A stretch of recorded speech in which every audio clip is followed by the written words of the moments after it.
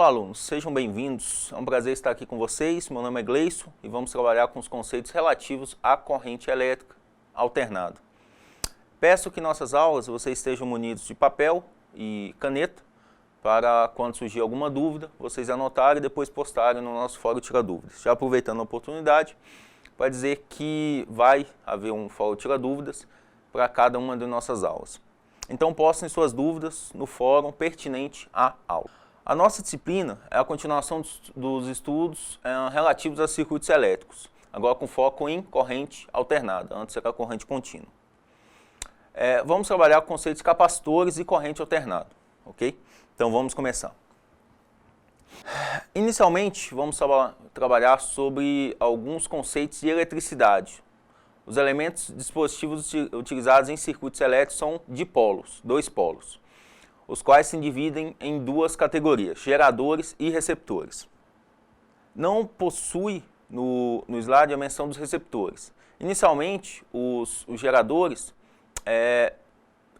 inicialmente vamos falar em relação aos geradores. Geradores elétricos são aparelhos que convertem energia, o nome gerador elétrico sugere um conceito muito errado, pois energia não é gerada, e sim transformada. Caso contrário, o princípio de conservação de energia seria violado. Sendo que a função básica de um gerador é abastecer um circuito. Temos que analisar o gerador ideal e o real.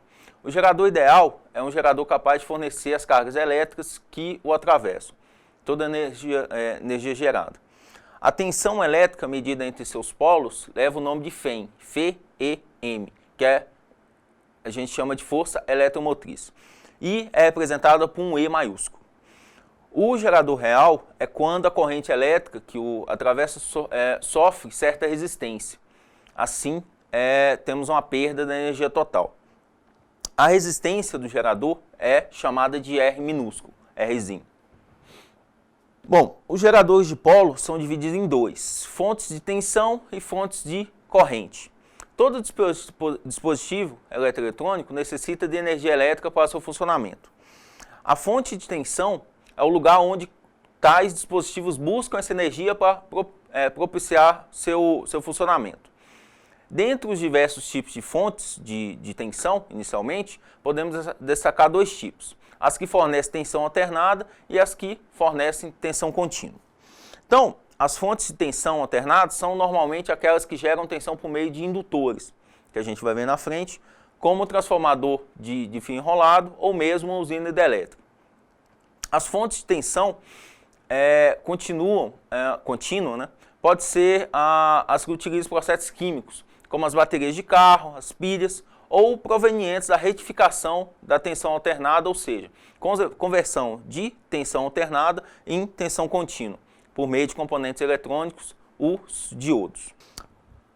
Uma fonte de corrente contínua é um dispositivo elétrico ou eletrônico, um dos dois, que mantém uma corrente elétrica constante entre seus terminais, independente da tensão elétrica que tenha que impor aos mesmos para estabelecer um valor nominal em suas correntes.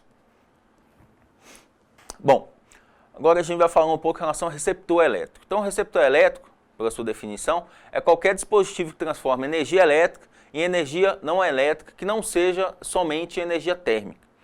Porque os dispositivos que transformam energia elétrica totalmente em energia térmica são chamados resistores, como no chuveiro da casa de vocês. Então, chama-se receptor qualquer dispositivo que transforma energia elétrica em outro tipo de qualquer energia, contando que esse outro tipo não seja somente calor. Chamamos polo positivo do receptor ao ponto do receptor por onde a corrente elétrica entra no sistema. E polo negativo, o ponto por onde a corrente elétrica sai. Observe que essa nomenclatura é invertida em relação à nomenclatura usada por geradores, que era negativo e positivo. Então, representamos um receptor também por dois traços paralelos de comprimentos diferentes. Aqui, nós vamos considerar que o traço maior represente o polo positivo e, consequentemente, o menor, o negativo. Vemos que, no que diz a respeito à corrente, podemos pensar em receptor como se fosse um gerador ligado aos polos trocados. Então, vamos falar sobre associação de resistores.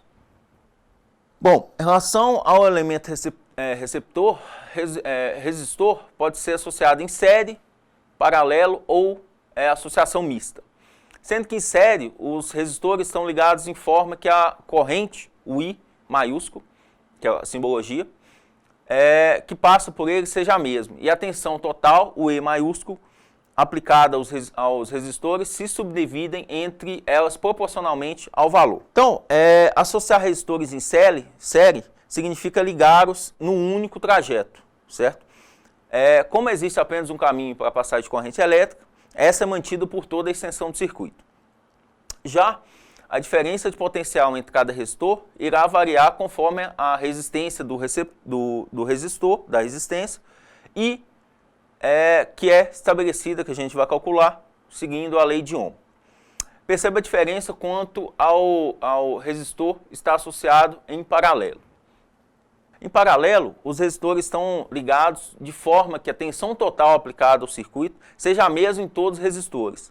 E a corrente I maiúsculo, relativa à corrente elétrica, total do circuito se divide entre eles de forma inversamente proporcional aos seus valores. Então, ao contrário da associação em série, agora a associação em paralelo de resistores, a tensão em todos os resistores é igual e a soma das correntes que atravessa o resistor é igual à resistência do resistor equivalente.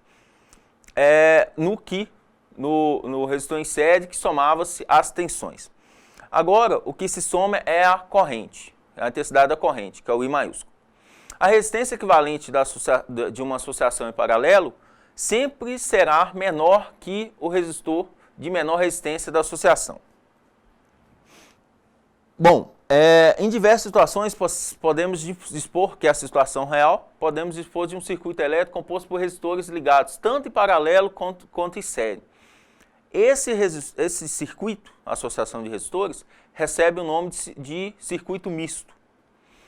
Embora esse tipo de circuito pareça complexo, podemos encontrar o resistor equivalente do circuito todo. Para isso, basta fazer uma análise por parte do problema. Então, o circuito misto é aquele que dispõe de componentes eletrônicos conectados tanto em paralelo, como for o segundo, quanto em série, como foi o primeiro que a gente estudou. Há uma fonte de tensão, que fornece tensão para o meu circuito. O circuito misto possui alguns pontos de consumo ligados em série e outros em paralelo, ou seja, por exemplo, seus elementos ligados em série e outros em paralelos no sistema. Bom, como o circuito misto é uma composição de circuitos que estão em série e logo se apresenta um único circuito as características dos dois anteriores, ou seja, três funcionamentos dependentes, circuitos em paralelos, e trechos com funcionamentos dependentes, que são circuitos em série no sistema. Bom, agora a gente vai falar um pouquinho da lei de Ohm, e lei de Kirchhoff.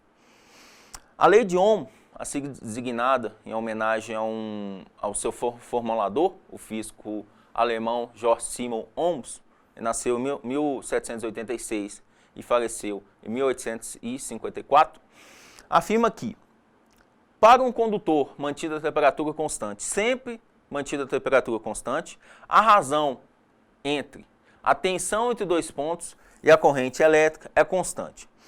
Essa constante é denominada de resistência elétrica ou resistência no sistema. Bom, sem dúvida que a lei de Ohm é a mais importante sobre eletricidade.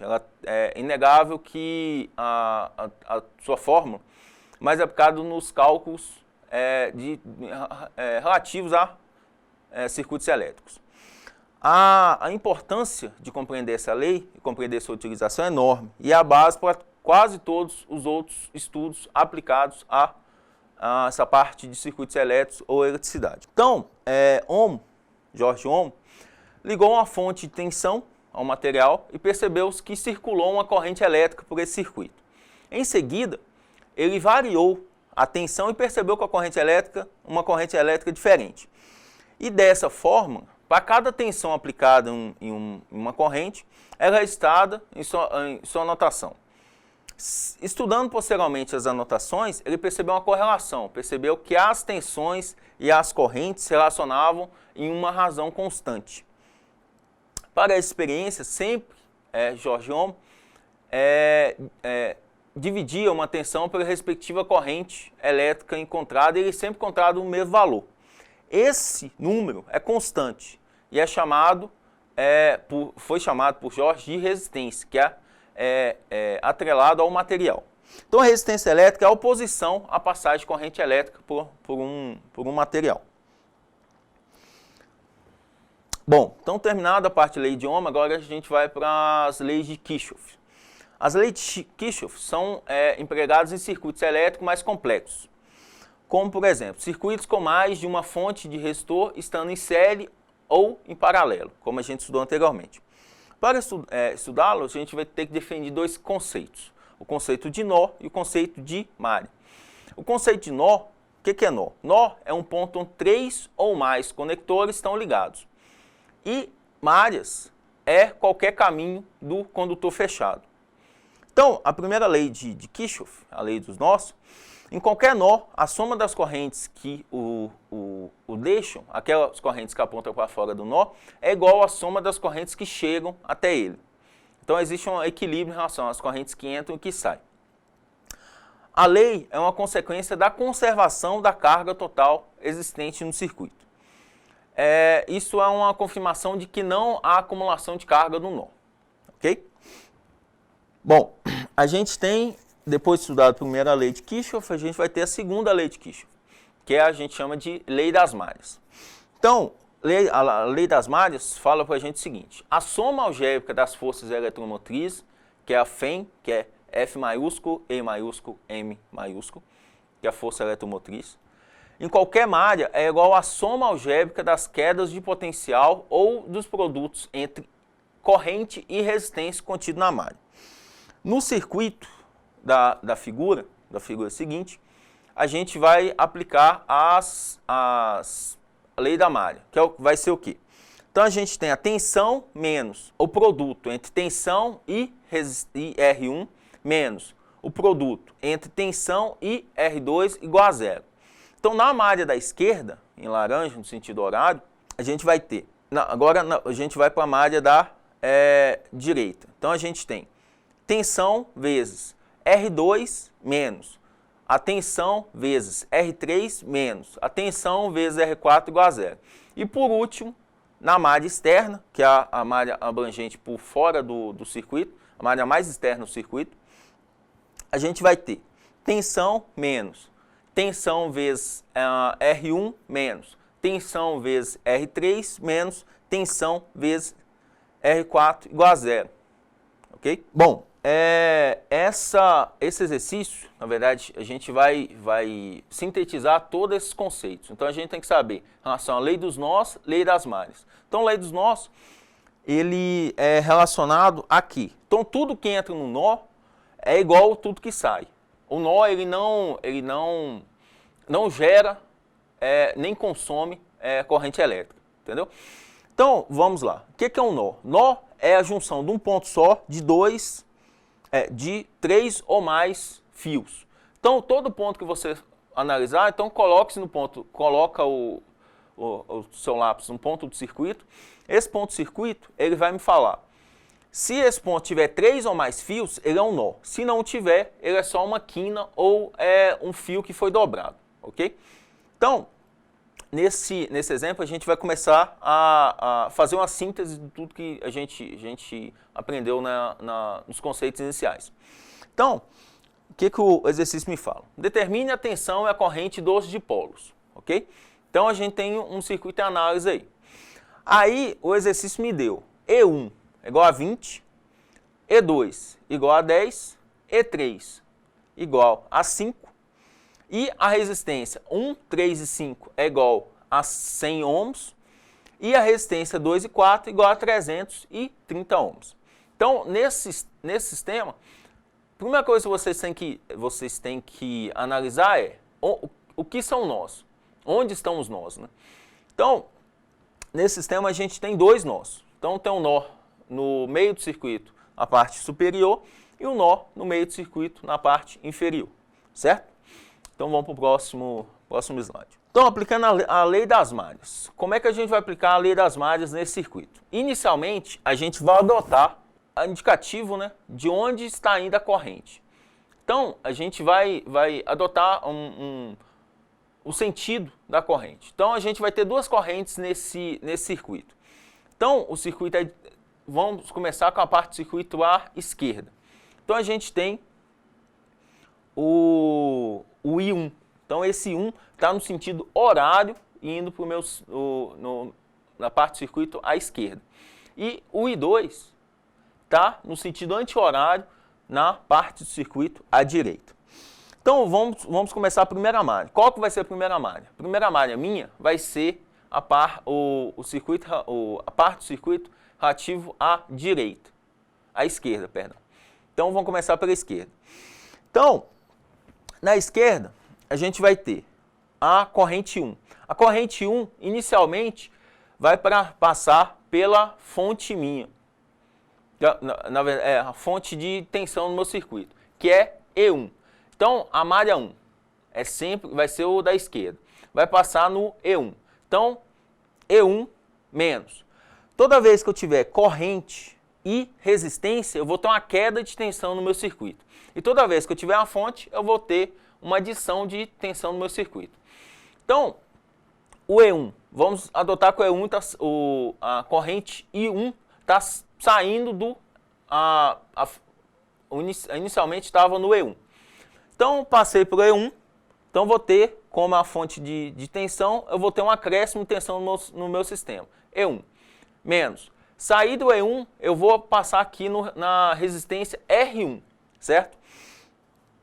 Passando na resistência R1, eu vou ter uma queda de tensão no meu sistema.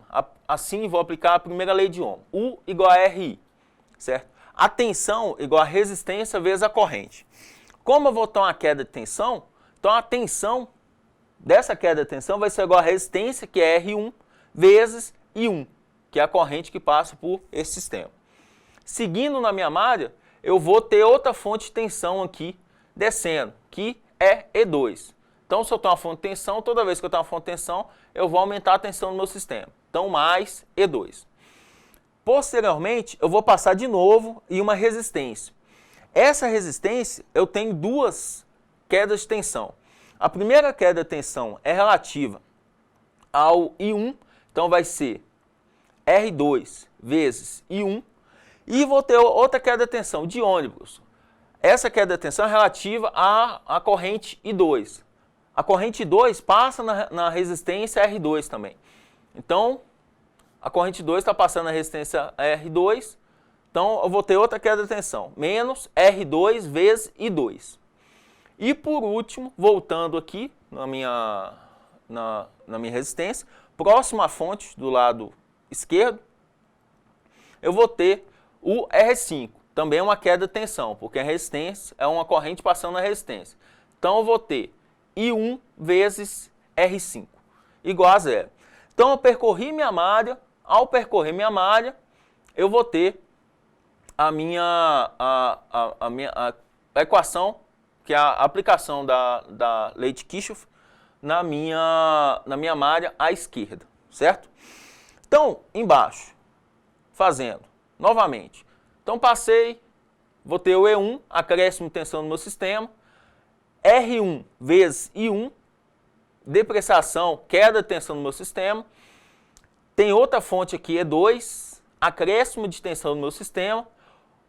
Duas quedas, eu tenho uma queda relativa a I1, que é R2 vezes I1, e outra queda relativa a I2, que é menos R2 vezes I2. E, para finalizar, eu vou ter a queda relativa a I1 vezes R5, que está próximo à minha fonte E1 ali. Então, tudo isso aqui, percorri uma malha, saí de um lugar, voltei para esse lugar, eu vou ter a tensão, a lei das malhas me fala que a soma das quedas ou aumentos de tensão num determinado circuito em determinado ponto, saindo desse ponto, voltando para esse mesmo ponto percorrendo o circuito, é igual a zero. Então, Então, fazendo a parte algébrica aqui, faz a substituição, E1 a gente tem lá que é igual a 20, R1 vezes I1 vai ser 100 I1, eu não tenho a corrente, E2 é 10, R2 vezes I2 é 330 vezes I1, que eu não tenho a corrente I1, menos 330 I2 vezes I2, menos 100, que é a resistência 5 vezes I2, então é igual a zero. Então, vai me dar essa equação aqui, ó, menos 530 I1, menos 330 I2, igual a menos 30, ok? Vamos para a próxima parte do meu circuito. Então, o I2, a mesma coisa. Então, eu vou no exemplo, eu vou voltar aqui, eu vou ter, então, eu vou sair do E2. Então, saindo do E2, eu vou ter E2, certo? E2 vai ser uma fonte. Sair desse E2, eu vou passar aqui. A corrente I2 está passando nesse resistor R3. Então, toda vez que eu passo por uma corrente por resistor, eu vou ter queda de tensão no meu circuito. E aplicando a lei de Ohm, vai ser R3 vezes I2. Tem outra fonte, E3. Então, eu vou somar tensão no meu circuito. Tem outro resistor relativo a R4.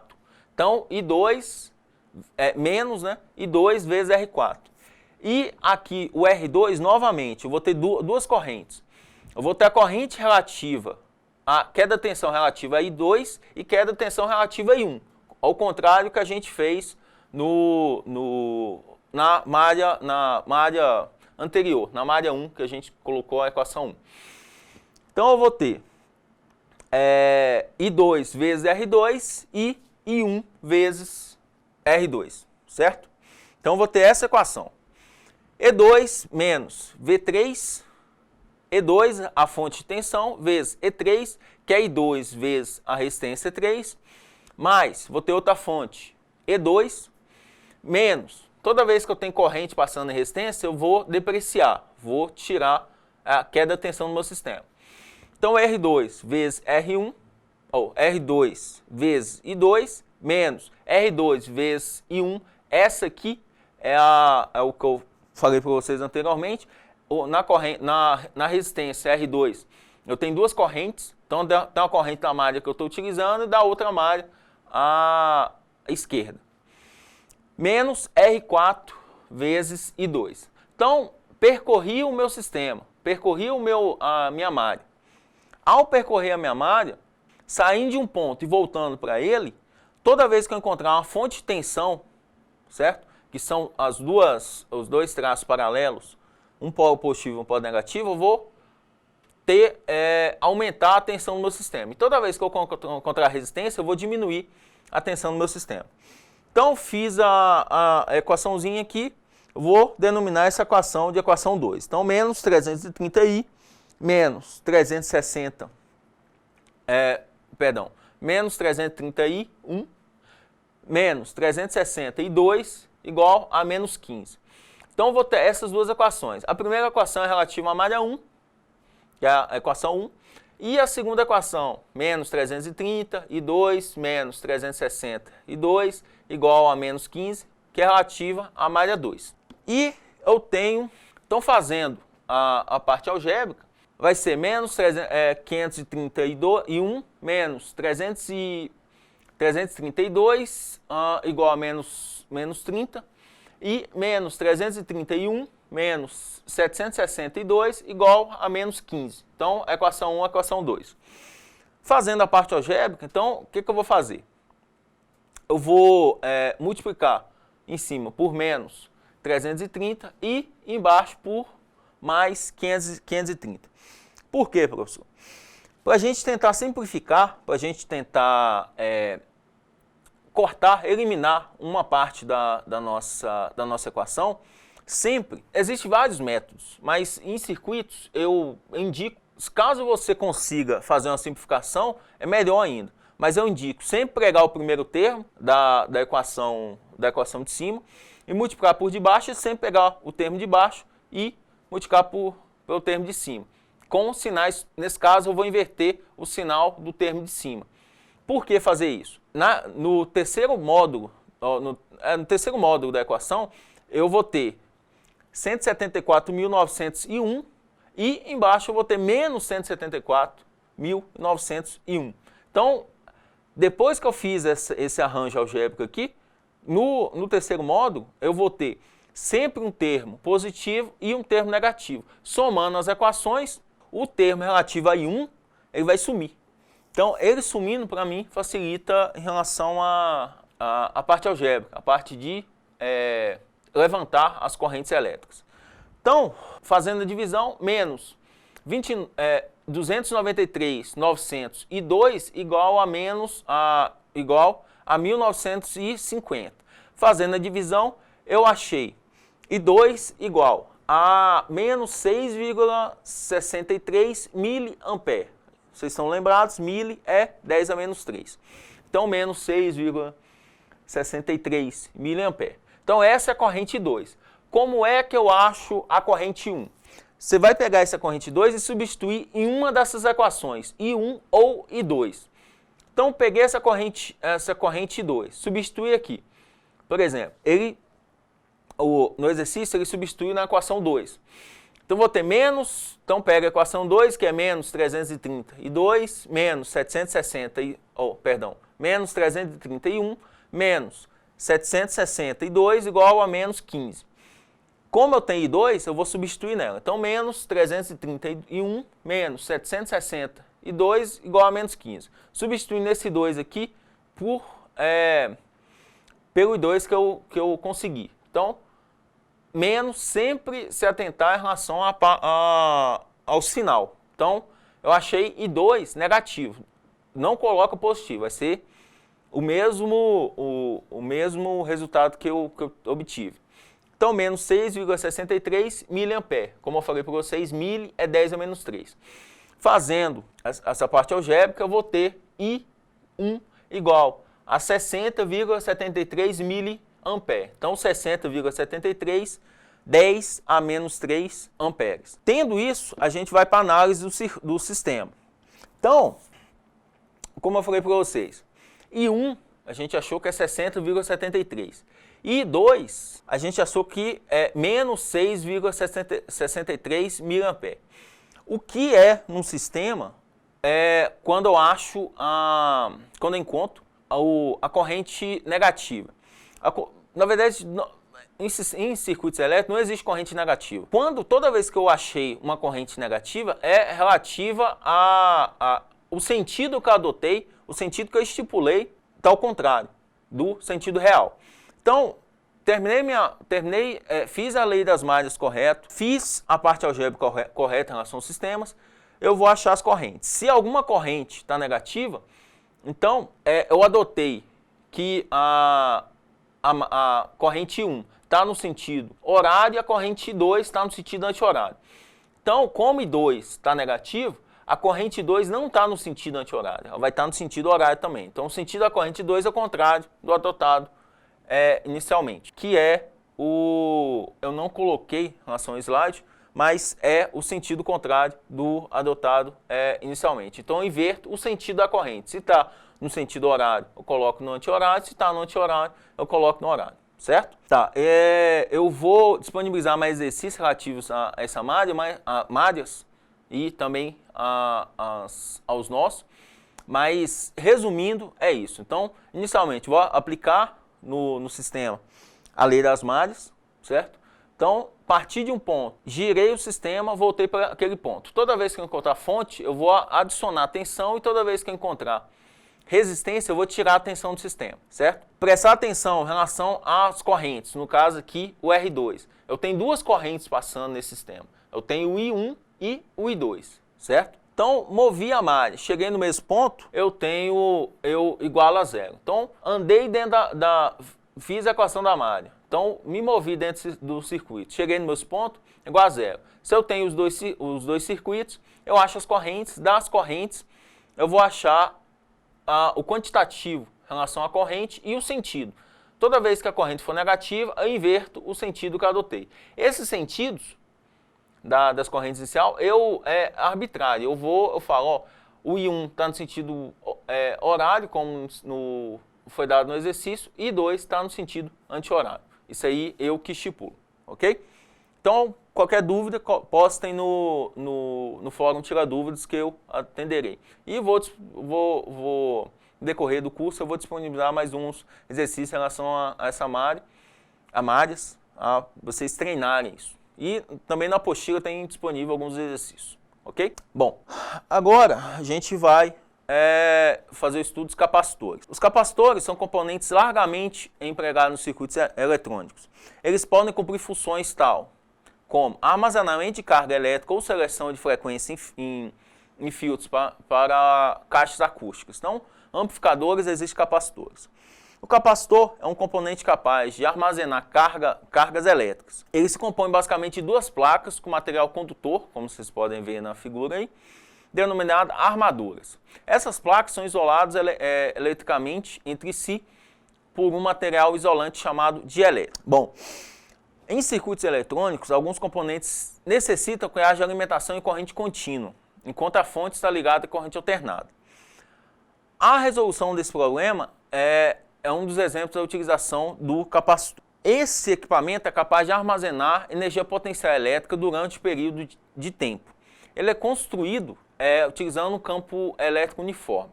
Então, um capacitor é composto por duas peças condutoras, chamadas armaduras, e um material isolante com propriedades específicas chamado dielétrico entre as duas armaduras. Para que haja um campo elétrico uniforme, é necessário que haja uma interação específica limitando os possíveis formatos geométricos de um capacitor.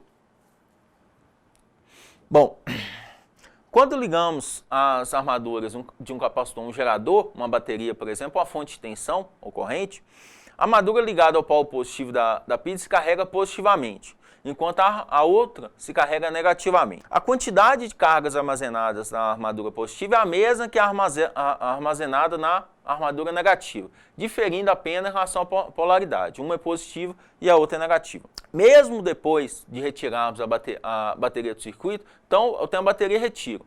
O capacitor mantém em suas armaduras as cargas elétricas e estas representam a mesma diferença de potencial da bateria que foi conectada.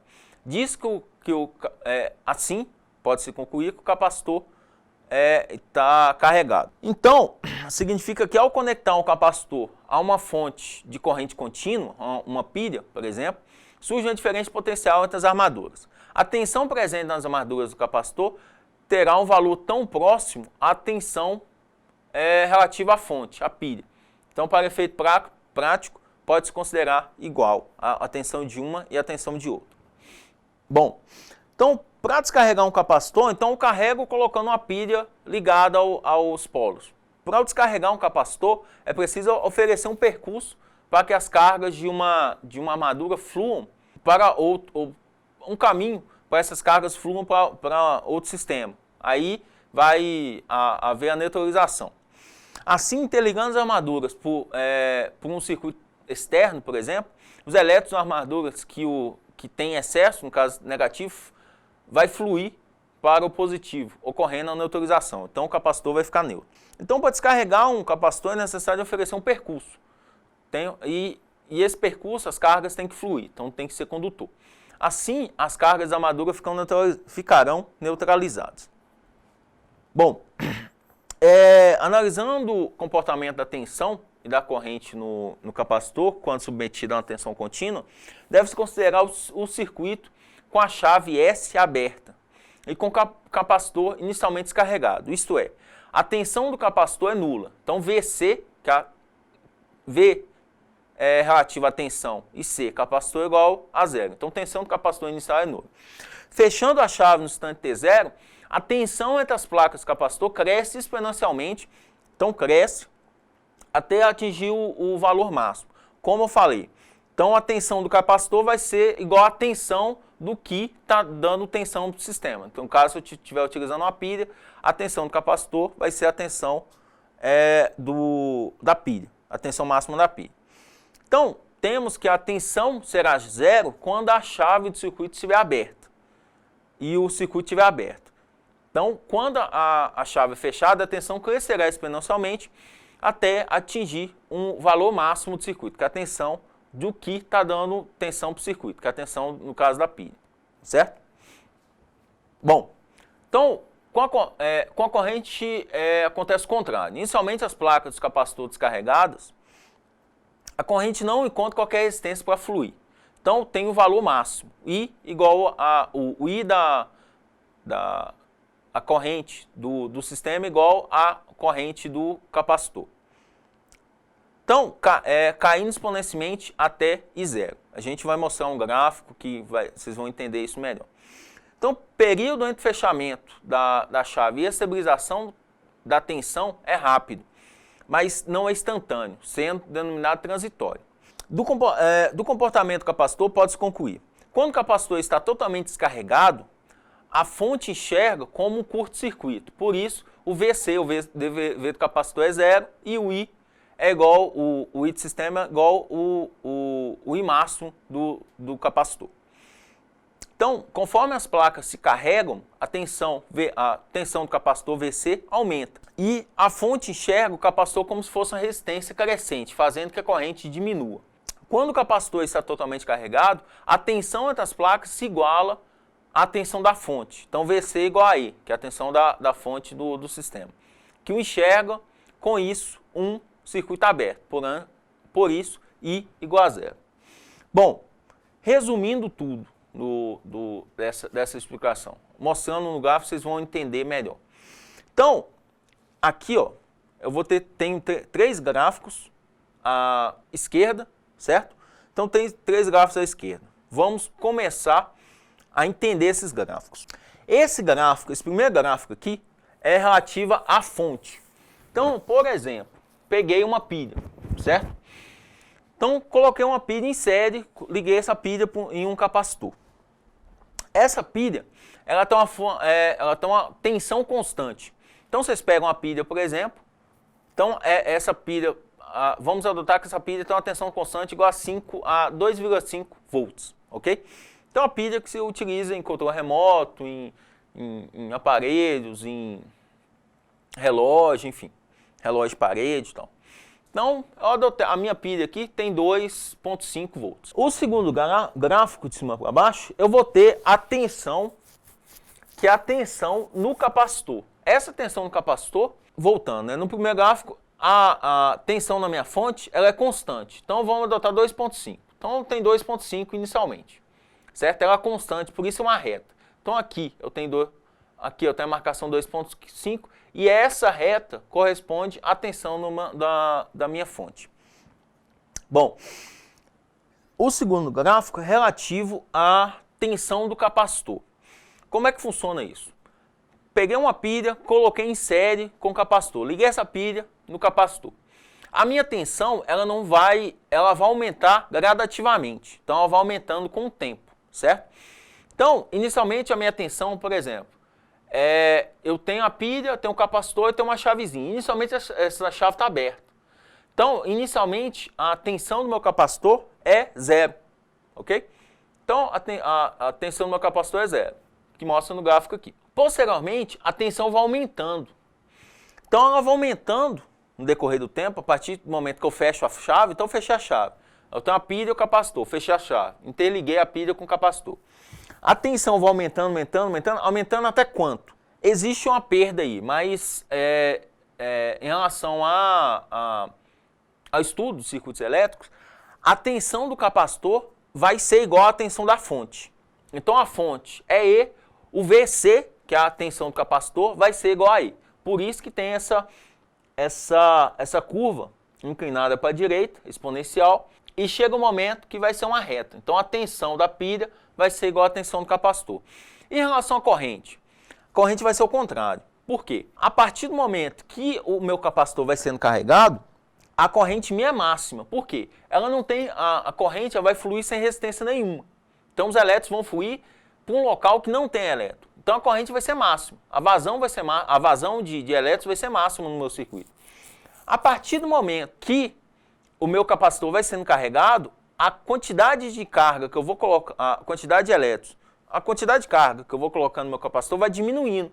Por quê? O meu capacitor já está começando a ficar saturado de corrente elétrica, certo? Então, com o tempo, a partir do momento que eu vou carregando o capacitor, a intensidade, a quantidade de carga elétrica que vai entrando no meu capacitor vai diminuindo.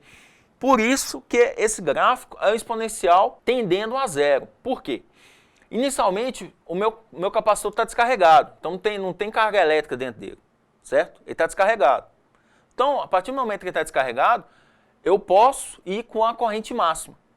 A quantidade de carga entrando no meu capacitor pode ser máxima. Não tem carga elétrica dentro do meu, não tem carga elétrica dentro do meu capacitor. Com o tempo, esse capacitor vai ficando saturado, vai lotando de carga elétrica. A partir do momento que ele vai lotando, a quantidade de carga entrando vai diminuindo. É o que mostra no gráfico. Vai decrescendo, decrescendo, decrescendo. Chega um ponto que ele tende a zero. Quando que ele tende a zero? Quando o capacitor se encontra carregado. Então a carga ela não consegue ir mais para o capacitor. O meu capacitor está saturado, então está cheio de carga elétrica. Bom, vamos para os gráficos à esquerda. O VC, que é a tensão do capacitor, então em relação ao tempo. Então, como eu expliquei, eu tenho um momento inicial quando a tensão do meu capacitor é pequena, certo? Quando eu ligo os capacitores a uma pilha, a tensão é pequena. Aí vai aumentando exponencialmente, esse gráfico aqui é um gráfico exponencial, vai aumentando exponencialmente até certo ponto. Esse ponto é justamente quando a carga elétrica se iguala, quando a tensão do capacitor se iguala à tensão da minha pilha. Lembra que a gente falou da pilha lá, 2,5 volts? Então, nesse ponto, quando a exponencial vira uma reta, a tensão do capacitor, vocês tiram o capacitor depois de carregado e utiliza um multímetro para ver a tensão desse capacitor, vai ser 2,5. E em relação à corrente é o inverso, é um exponencial invertido. Por quê? A corrente inicial é muito grande, porque dentro do meu capacitor eu não tenho armazenado carga elétrica, então tem espaço vazio. E a partir do momento que vai enchendo o meu capacitor, vai saturando o meu capacitor, vai diminuindo o espaço para se colocar carga elétrica no meu capacitor. Consequentemente, o fluxo, a quantidade de corrente elétrica que é direcional no meu capacitor vai diminuindo. Então, vai diminuindo até chega a um ponto que tende a zero. No caso é zero. Quando vai tender a zero? Justamente quando o meu capacitor estiver saturado, então estiver cheio de carga elétrica. Então, as curvas estão exponencial no sentido da tensão máxima do circuito e é um exponencial no sentido da corrente igual a zero. Então, tensão máxima é a tensão da fonte de tensão, no caso da pilha. Então, eu coloquei a pilha e o capacitor, eu vou carregando esse capacitor e vai ter a mesma tensão da pilha. E a corrente, inicialmente, a corrente é a mesma que a máxima gerada na minha fonte de tensão, a minha fonte de corrente, né? E vai diminuindo até zero. Chega a zero quando? Quando o meu capacitor estiver saturado, estiver cheio de carga elétrica. Então, a gente tem a capacidade de armazenamento de carga de um capacitor depende de alguns fatores. Então, você tem algumas características que interferem em relação à capacidade. Então, as áreas das armaduras, ou seja, quanto maior a área da armadura, maior a capacidade de armazenamento de um capacitor. Segundo, a gente tem a espessura do dielétrico. A gente estudou o que é dielétrico. Então, espessura dielétrico, pois quanto mais fino o dielétrico, mais próximos estarão a armadura. O campo elétrico formado entre as duas armaduras é menor e a capacidade de armazenamento também, certo? Terceiro, a natureza do dielétrico, ou seja, quanto maior a capacidade de isolação do dielétrico, maior a capacidade de armazenamento do capacitor. Essa capacidade de armazenamento de carga é denominada capacitância, que é um dos fatores elétricos que identificam o capacitor. Então, a unidade de medida de capacitância, que é a quantidade de carga que tem no capacitor, a gente chama de, representado por Fzão, F maiúsculo, que a gente chama de Faraday, ok? Então, capacitância ou capacidade é uma grandeza elétrica de um capacitor. que é determinado pela quantidade de energia elétrica que pode ser armazenada em si por determinada tensão ou pela quantidade de corrente alternada que atravessa o capacitor numa determinada frequência. Então, o nome que se dá a essa unidade é Faraday, que o símbolo é F, que é o valor que deixará passar uma corrente de 1 ampere quando a tensão estiver variando na razão de 1 volt. Então, 1 ampere, tensão variada por volt, é 1 volt por segundo, a gente chama de Faraday. Bom, além da capacitância, os capacitores têm ainda outras características elétricas importantes, que é a tensão de trabalho, ou seja, a tensão máxima que o capacitor pode suportar entre as suas armaduras, a aplicação do capacitor de uma tensão superior à sua tensão máxima de trabalho provoca o rompimento de elétron, então a inviabilidade do capacitor, e faz o capacitor entrar em curto. Os capacitores, assim como os resistores, podem ser conectados entre si formando uma associação, que pode ser série, paralelo ou mista. A associação em paralelo do capacitor tem por finalidade obter maiores valores de capacitância. Bom, então, como eu falei em relação à associação de capacitores, a gente vai discutir isso na próxima aula. A gente vai discutir mais detalhadamente em relação a isso, eu vou expor exemplos numéricos, ok? Então agora chegamos ao fim da nossa primeira videoaula, espero que tenha gostado. Como disse anteriormente, qualquer dúvida, poste no fórum de dúvidas e a apostila do curso já está disponível. Então um grande abraço, até a próxima.